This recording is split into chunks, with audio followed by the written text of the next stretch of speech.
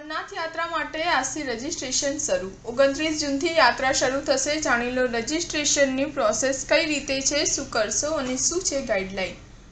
29 જૂનથી અમરનાથ યાત્રા શરૂ થવા જઈ રહી છે। આ વખતે આ યાત્રા 19 ઓગસ્ટ સુધી ચાલશે।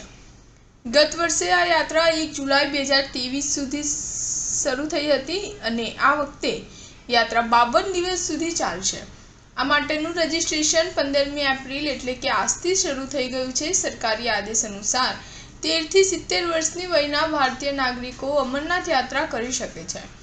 પ્રવાસ માટે જરૂરી મેડિકલ સર્ટિફિકેટ મેળવવાની પ્રક્રિયા ચાલી રહી છે। 15 એપ્રિલથી ઓનલાઈન અને ઓફલાઈન બંને રીતે રજીસ્ટ્રેશન થઈ શકશે।